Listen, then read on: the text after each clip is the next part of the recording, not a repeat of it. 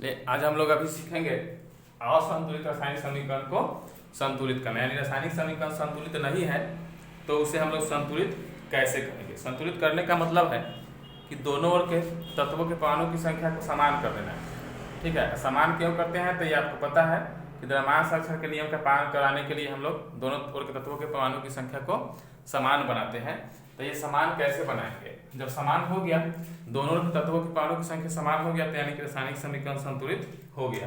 तो कैसे करते हैं? देखिए, असंतुलित रासायनिक समीकरण को संतुलित करने के लिए जो एक विधि होता है उसको हम लोग कहते हैं अनुमान द्वारा, है ना, अनुमान विधि। बस कोई विशेष नहीं है, अनुमान द्वारा जो है संतुलन विधि। तो इसको कहेंगे, हम ऐसे भी लिख सकते हैं अनुमान द्वारा संतुलन विधि, यानी कि कोई नियम नहीं है, हमने अनुमान लगाना है। ठीक, इसमें लिखेंगे अनुमान द्वारा संतुलन विधि। तो इसमें हम लोग अपने मन से अनुमान लगाएंगे और अनुमान से अंकों के गुना करके तब हम लोग संतुलन करेंगे। जैसे क्या होता है कि कोई भी तत्व जो है तो उसमें हम लोग देखेंगे कि परमाणु की संख्या जो है समान नहीं है। तो जैसे आप देखिए शॉर्ट, यहाँ H2 + Cl2 है, यहाँ 2HCl है, तो ये तो संतुलित है। लेकिन यहाँ अगर 2 नहीं रहेगा तो ये हो जाएगा असंतुलित। तो इसमें देखना है कि हमें ये अनुमान से हमें ये पता करना होगा कि आखिर ये पहले तो पता करना है कि संतुलित है कि नहीं। अब ये जब ये पता कर लिए कि संतुलित ये नहीं है तो उसके बाद हमें अब ये पता करना है कि आखिर इसमें क्या किया जाए कि संतुलित हो जाए। तो देखिए, संतुलित करने के लिए ध्यान रखना है, जैसे ये सब में देखते हैं कि H2Cl2, तो ये जो रहता है 2 जो इधर गुना है, दाएं साइड गुना है, उसको आपको कोई छेड़छाड़ नहीं करना है, उसको चेंजिंग नहीं करना है, क्योंकि ये जो है H2Cl2 जो है तो ये सब जो है यौगिक का रूप दिखाता है। H2 के जगह पर आप अगर H2 के जगह पर H लिख दे रहे हैं तो इसका मीनिंग दूसरा हो जाता है। ठीक है, यानी कि इसको चेंज आप नहीं कर सकते हैं, ये कंपाउंड का ही रूप है।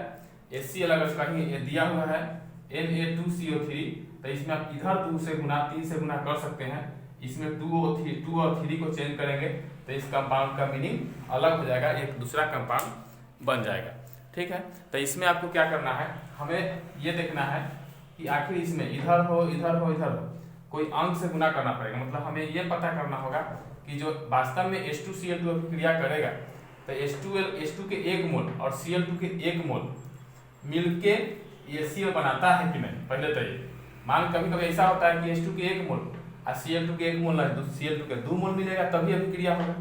ये हो गया, ये भी देखना होगा। अगर ये दोनों मिला है तो वास्तव में HCl के 1 मोल बना है कि 2 मोल बना है, ये तो आपको परमाणु की संख्या से पता चल जाएगा। यहाँ तो जानबे करते हैं, अभी हम लोग यहाँ 2 लिखे हुए थे इससे पहले। इसका मतलब कि H2 और Cl2 मिलेगा तो HCl बनेगा, लेकिन HCl के 1 मोल नहीं, कितना मोल बनेगा? 2 मोल बनेगा। तो ये आपको अनुमान से पता करना होगा। अब देखिए वो कैसे पता करना है, तो ये देखिए, सबसे पहले संतुलन जब करना है तो एक एग्जाम्पल हम लेते हैं Mg प्लस में है HCl, ये हो गया MgCl2 प्लस में है H2। देखिए, तो सबसे पहले ये जांच कीजिए कि ये संतुलित है कि नहीं। तो देखिए यहाँ Mg देखिए, इधर अभिकारक का लिखेंगे, इधर प्रतिफल का लिखेंगे। ये अभिकारक हो गया, इधर हो गया प्रतिफल। अभिकारक में Mg कितना है? 1 है ना। प्रतिफल में Mg कितना है? देख रहे हैं 1 है। अब यहाँ देखिए H अभिकारक में कितना है? 1 है। H यहाँ है अभिकारक में, प्रतिफल में कितना है? H2 है। ठीक है। Cl अभिकारक में कितना है? 1 है। प्रतिफल में कितना है? Cl2 है, तो 2 हो गया। तो स्पष्ट हो गया कि यह समीकरण संतुलित नहीं है। तो यह समीकरण संतुलित नहीं है, तो अब हमें पता करना होगा। देखिए, संतुलन करने के लिए इन सबों में कोई में बाएं साइड कोई अंक से गुना करना है, बाएं साइड। तो यहाँ यहाँ यहाँ यहाँ यहाँ गुना करके ही आपको संतुलित करना है, दूसरा कहीं कोई चेंजिंग नहीं करना है। आपको ध्यान रखना है इधर कुछ गुना करना ही नहीं है, गुना किया हुआ तो उसको मिटाना भी हटाना भी नहीं है ना, गुना करना है। जब भी गुना करना है तो उस कंपाउंड में बाएं साइड कोई अंक से गुना करना है। मतलब जो कंपाउंड है उसकी संख्या को आप बढ़ा सकते हैं कि 2 बने, 3 बने, 4 बने, लेकिन कंपाउंड में जो तत्व है उसकी संख्या को आप छेड़छाड़ नहीं कर सकते। देखिए, ये तो संतुलित नहीं है, जान गए। अब संतुलित करने के लिए एक बात ध्यान रखिएगा कि आखिर संतुलित करना शुरू किससे करें। तो ये होगा कि सबसे पहले यहाँ तो देख रहे हैं कि इसमें संतुलन Mg तो संतुलित है, H और Cl दोनों संतुलित नहीं है। तो यहाँ आप H से शुरू करें कि Cl से शुरू करें, तो ये आपको सोचना नहीं है, आपको इसमें देखना है कि इन अभिक्रियाओं में जो समीकरण लिखा हुआ है, इन अभिक्रियाओं में सबसे क्लिष्ट एक कंपाउंड कौन है। देखिए इसमें देखेंगे तो एक ही परमाणु है, इसमें दो परमाणु है, इसमें देखिए तो एक और दो तीन परमाणु है, इसमें दो परमाणु है। तो सबसे क्लिष्ट का मतलब सबसे ज्यादा परमाणु किसमें है, ये आपको देखना है कि सबसे ज्यादा परमाणु किसमें है। तो सबसे ज्यादा परमाणु आपको दिख रहा है किसमें है, MgCl2 में। सबसे ज्यादा परमाणु MgCl2 में है, यानी कि हमको अब सबसे पहले इसी को संतुलित करना है। ठीक है, सबसे ज्यादा परमाणु वाला ये है, तो इसको संतुलित आप पहले करेंगे तो आपको परेशानी नहीं होगी, आराम से संतुलित हो जाएगा। तो आपको पहले यही MgCl2 को संतुलित करना है। तो देखिए Mg ऐसे देखेंगे, शुरू करते हैं Mg से। Mg इधर एक इधर भी एक, यानी Mg की संख्या बराबर है। Mg के लिए हमें कोई गुना नहीं करना है। Cl यहाँ 2 और यहाँ Cl 1 है। तो देखिए इधर तो Cl 2 गो है और Cl इधर 1 है, यानी कि ये संतुलित करने के लिए यहाँ Cl 2 है, तो इस दोनों की संख्या Cl की बराबर करने के लिए यहाँ तो आप 2 नहीं बना सकते हैं, जब भी बना सकते हैं तो 2 इधर लगा सकते हैं। अब यहाँ 2 से गुना किए तो Cl की संख्या बराबर हो गया। तो अब ये वाला जो है क्लिष्ट से छुटकारा हमें मिल गया, यानी क्लिष्ट जो था वो बराबर हो गया। अब बढ़ते हैं अगला पर, H2 की संख्या देखिए, H2 कितना है, यहाँ 2 है। अब देखिए यहाँ H पहले तक H जो है H 2 गो था यहाँ, लेकिन यहाँ जब 2 से गुना किए तब ये भी H हो गया। तो देखिए क्लिष्ट को हम लोग बराबर करने के लिए कोशिश किए तो H खुद बराबर हो गया। H इधर 2 गो, इधर H एक ही गो था, लेकिन 2 से गुना में तो ये 2 हो गया, यानी ये बराबर अब हो गया।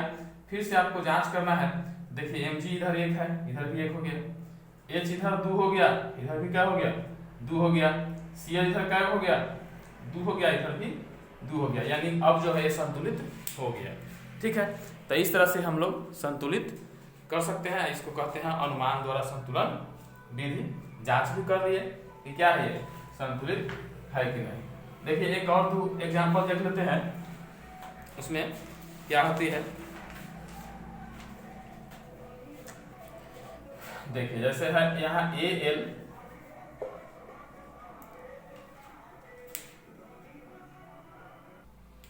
देखिए अब इस समीकरण को संतुलित करना है, पहले ये देखना है कि ये संतुलित है कि नहीं। ठीक, तो पहले से जांच करेंगे ना कि संतुलित है कि नहीं। कभी कभी कोई अभिक्रियाएं जो है खुद संतुलित रहती है, तो संतुलित जब है तो उसमें हमें कुछ करना तो है नहीं। तो इसमें देखिए, इसमें बाईं ओर यानी अभिकारक, इधर बाईं ओर दाईं ओर भी आप लिख सकते हैं। हम इधर अभिकारक लिख रहे हैं, इधर प्रतिफल लिख रहे हैं। देखिए अभिकारक में जो Al है, बताइए Al का है, इसमें 1 है, प्रतिफल में भी 1 है। अब देखिए यहाँ क्लोरीन, देखिए क्लोरीन इधर 3 है और इधर कितना है, इधर 2 है। अब कैल्शियम देखिए इधर कितना है 1 है, इधर कितना है, इधर भी 1 है। अब देखिए यहाँ OH, तो इसमें O और H दोनों है। O देखिए O इधर OH 2 गो है, तो यानी कि O भी 2 गो हो गया, और इधर क्या गो है 3 गो हो गया। ठीक है, यहाँ साथ में OH भी आप लिख सकते हैं। अब देखिए ब्रैकेट में बना OH लिख दीजिए, OH इधर क्या गो है 2 गो है, इधर 3 गो है। ऐसे O और H अलग अलग लिखेंगे तो कोई दिक्कत नहीं है। ये हो गया, स्पष्ट है ये संतुलित नहीं है। ठीक है, यह समीकरण जो संतुलित नहीं है। अब क्या करना है हमें, अब हमें इसको संतुलित करना है। तो संतुलित में अभी तुरंत आपको बताएं कि क्या करना है। सबसे पहले सबसे क्लिष्ट वाला को संतुलित करना है। अब इसमें आपको चुनना है कि सबसे क्लिष्ट कौन है। आप बता सकते हैं कि सबसे क्लिष्ट कौन है। ठीक है, आप देखेंगे सबसे क्लिष्ट इसमें कौन है, तब आप आराम से संतुलित कर सकते हैं। क्लिष्ट आप पहचान लिए, संतुलित आराम से कर लेंगे। यहाँ देखिए इसमें 3 एक 4 परमाणु। ठीक है, इसमें देखेंगे ये हो गया 2 गो है, 2 से गुना तो 4 गो इसमें हो गया, एक 5 हो गया। इसमें देखिए 1 और 3 गुना 2 6, एक 7 गो हो गया, और इसमें 3 है। तो इस सबसे ज्यादा AlOH3 में है परमाणु की संख्या 7 गो है, सबसे क्लिष्ट यही है। तो सबसे पहले हम इसी को लेके चलेंगे, इसी को संतुलित करने की कोशिश करेंगे, तो अन्न संतुलित खुद हो जाएगा। तो संतुलित करने के लिए फिर से इस समीकरण को लिख लेते हैं। ठीक है, CaOH के होल ट्वाइस है AlOH3 प्लस में CaCl2। अब देखिए यहाँ Al 1 है, यहाँ भी 1 है, Al के लिए कोई गुना नहीं करना है, यहाँ OH 3 गो है लेकिन यहाँ OH 2 गो है, तो 2 और 3, इधर है 2 इधर है 3, तो केवल अगर इसमें हम कोई अंक ऐसा गुना करें कि 3 के बराबर, ऐसा कोई अंक है नहीं है। 2 को 3 हम नहीं बना सकते हैं, यहाँ 3 है यहाँ 2 है, तो 2 में ध्यान रखना है गुना भी करना है तो पूर्ण संख्या से, गुना भी करना है तो पूर्ण संख्या से, दशमलव प्लस से या भिन्न से तक गुना करना नहीं है। तो 2 में आप 1.5 से गुना करेंगे तभी 3 होगा, लेकिन 1.5 से तक गुना करना नहीं है। गुना करना है कोई पूर्ण संख्या से, 1 2 3 4 5 कुछ भी से गुना कर सकते हैं। तो आप बताइए 2 में ऐसा कोई गुना अंक तो है नहीं कि 3 से गुना करने पड़ेगा। तो इन दोनों को बराबर करने के लिए हम क्या करते हैं, दोनों का लॉसा निकालते हैं। दोनों का लॉसा कितना हो जाएगा 6, दोनों का लॉसा तो 6 आएगा, यानी कि दोनों को हम 6 बना दे, दोनों को 6 बना दे तभी दोनों की संख्या बराबर हो जाएगी, क्योंकि दोनों में कोई कॉमन है नहीं। कॉमन रहता है, मान लीजिए यहाँ रहता 4 है, यहाँ रहता 2 से गुना करते 4 हो जाता, यहाँ है 3, यहाँ रहता 6, यहाँ 3, तो 2 से गुना करते हो जाता, लेकिन 2 और 3 में कोई कॉमन है ही नहीं। तो दोनों का लॉसा 6 आ रहा है, लेकिन दोनों को हमें 6 बनाना पड़ेगा। 6 बनाने के लिए क्लियर है कि यहाँ 3 से गुना, यहाँ 2 से गुना, तो स्पष्ट है इधर तक गुना करना नहीं है। ऐसे कभी भी कॉमन अगर नहीं मिलने वाला हो, दोनों में कुछ कॉमन नहीं है, दोनों को बराबर करना तो स्पष्ट है, इससे इसमें गुना, इससे इसमें गुना कर दीजिएगा। तो यहाँ कर दिए 3 से गुना, ठीक है। यहाँ कितना से गुना करना है, यहाँ कर देना है हमें 3 से गुना। क्यों 3 से गुना करें, ताकि ये 6 हो जाएगा, OH की संख्या आ जाएगा 6, और यहाँ OH की संख्या 6 आने के लिए क्या से गुना, 2 से गुना, तो यहाँ OH भी हो गया 6, यानी दोनों तरफ OH की संख्या बराबर हो गया। अब देखिए दोनों OH की संख्या तो बराबर हो गया, लेकिन Al की संख्या इधर 2 हो गया, इधर क्या गो था, इधर तो 1 ही गो था, अब क्या गो हो गया 2 गो हो गया। पहले 1 ही था लेकिन अब इधर 2 गो हो गया, तो अब Al की संख्या पहले बराबर था, लेकिन अब OH को बराबर करने में हमें Al की संख्या असंतुलित हो गया। पहले से Al बराबर था, लेकिन जब हम OH को बराबर करने के लिए यहाँ 2 से यहाँ 3 से गुना किए, तो अब Al की संख्या बदल गया, Al की संख्या हो गया 2, तो यहाँ भी हमें 2 करना होगा। तो क्या किए, यहाँ हम 2 से गुना कर दिए। चलिए अब 2 से जैसे ही गुना किए तो जो है आपका जो है ये क्लिष्ट वाला जो है ये संतुलित हो गया। अब इस पर नहीं देखना है, इसको छोड़ देना है, ये संतुलित हो गया। अब क्या करना है, तो चलिए आगे बढ़ते हैं। इसके बाद वाला परमाणु देखिए, ये संतुलित हो गया। आप देखिए Ca, तो Ca यहाँ क्या है 1 है, यहाँ क्या है 3 हो गया, यहाँ 3 हो गया है। तो अब इसको तो आप चेंज करेंगे तो फिर से ये गड़बड़ाएगा। इसको अगर हम 3 को हटाते हैं यहाँ से तो फिर OH बराबर नहीं हो पाएगा, तो OH को बराबर करने के लिए हम 3 से गुना किए हैं, तो इसको छोड़ देना है। यहाँ Ca को 3 बना दीजिए, Ca को 3 से गुना कर दीजिए, ताकि Ca की संख्या बराबर हो गया। अब आते हैं Cl2 पर, तो Cl2 3 से गुना करते हैं, यानी कि Cl 6 हो गया। अब देखिए कि इधर 6 है कि नहीं, देखिए आप ये इसको बराबर किए तो Cl इधर 3 है, इधर 2 गुना 3 गुना 6 हो गया, तो ये खुद बराबर हो गया। तो ये बारी बारी से हम लोग ऐसे क्लिष्ट को अगर बराबर करते चल रहे हैं तो देख रहे हैं कि लास्ट वाला जो है खुद अपने बराबर हो जाएगा, यानी फिर आपको ये मिटाने की आवश्यकता भी नहीं पड़ेगी। तो अब आप जांच कर लीजिए, एल्युमिनियम इधर क्या हो गया 2 हो गया, ठीक है। इधर एल्युमिनियम कितना हो गया, इधर भी 2 हो गया, ठीक है। अब देखिए इधर क्लोरीन क्या हो गया, इधर क्लोरीन कितना हो गया 3 हो गया, 3 दूना 6 हो गया। तो इधर भी क्लोरीन कितना हो गया 3 दूना 6 हो गया, ठीक है। कैल्शियम देखिए इधर क्या है 3 है, इधर भी देखिए कैल्शियम 3 हो गया। OH क्या है इधर हो गया 3 दूना 6 गो, तो OH इधर भी हो गया 6 गो, ये हो गया संतुलित, ठीक है। तो इस तरह से हम लोग संतुलित रासायनिक समीकरण के बारे में सीखे और उसे संतुलित असंतुलित को संतुलित करना भी सीख लिए। अब जो है अब आप विभिन्न तरह के, जैसे एक देखिए हम एक और आपको एग्जाम्पल दे देते हैं, संतुलित करके बताए थे, हो सकता है उसके बाद अपने आप से आप खुद करेंगे। यहाँ है Al और प्लस में है H2SO4, ठीक, और उसके बाद है Al2SO4 के होल थ्राइस है, और प्लस में H2SO4 के होल थ्राइस है और प्लस में है H2। तो देखिए इसमें आपको पहले जांच करना है, यहाँ आप जांच करिए कि ये संतुलित है कि नहीं। अभिकारक इधर है प्रतिफल, तो देखिए अभिकारक में देखिए Al कितना है, अभिकारक में Al 1 है, इधर 2 है। H कितना है, इधर 2 है, इधर कितना है 2 है, ठीक है। अब SO4 इधर 1 है, इधर SO4 3 है, यानी संतुलित या नहीं है। तो इस समीकरण को संतुलित करना है।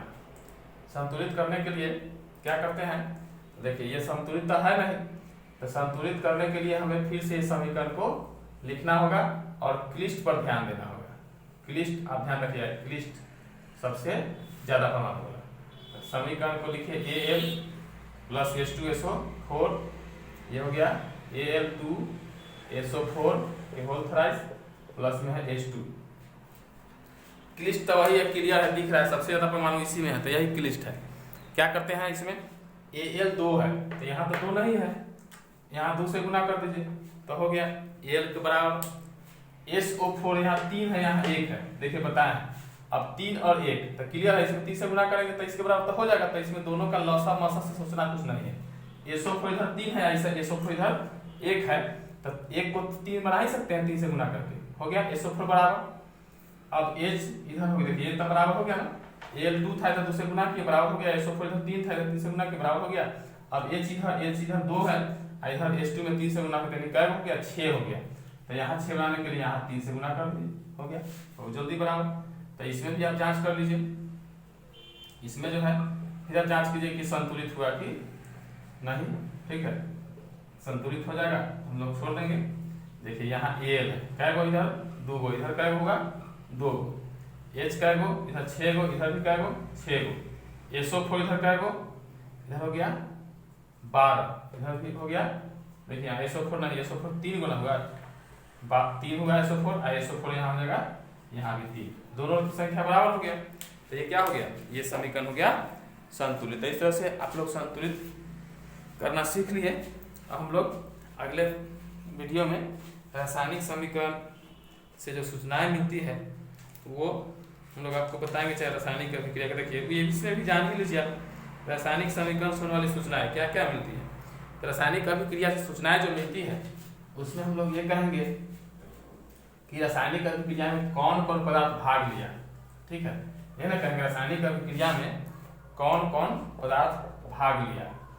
रासायनिक अभिक्रिया से मिलने वाली सूचनाएं क्या क्या मिलते हैं, मिलने वाली सूचनाएं क्या क्या मिलेगी आपको, रासायनिक अभिक्रिया से मिलने वाली सूचनाएं, नहीं गलती, रासायनिक समीकरण से ना, रासायनिक समीकरण, यानी रासायनिक समीकरण देखेंगे तो उससे आपको क्या क्या सूचना मिलती है। तो सूचना देखिए, रासायनिक समीकरण जैसे ही देखेंगे तो उसमें आपको मिलता है कि कौन कौन पदार्थ इसमें भाग लिया, H2 प्लस Cl2 प्लस में 2HCl। इससे सूचना यह मिला कि रासायनिक समीकरण में अभिकारक जो है H2 और Cl2 है, प्रतिफल जो है सो HCl है, यानी हमें यह प्राप्त हुआ कि इसमें कौन कौन भाग लिया और कौन कौन प्राप्त हुआ, ये हुआ, यानी कि अभिकारक को जान गए और प्रतिफल को जान गए। साथ में ये भी जान गए कि अभिकारक के कितने परमाणु है, प्रतिफल के कितने परमाणु, मतलब अभिकारक के कितने मोल है, जो अभिकारक में है वो कितने मोल है, जो प्रतिफल बने हैं उसमें कितने मोल है, ये हुआ। साथ में देखिए इसमें हम लोग ये जो है अभिकारक और प्रतिफल के अनुपात भी देख सकते हैं कि क्या क्या मिलता है, ठीक है। प्रतिफल के द्रव्यमानों का अनुपात, प्रतिफल में अगर 2 गो मिला है 3 गो मिला है तो उसके द्रव्यमानों का अनुपात भी जान सकते हैं। मतलब रासायनिक अभिक्रिया में जो कुछ भी हुई है वो सब हम लोग अभिक्रिया देख के, समीकरण देख के पहचान सकते हैं, ठीक।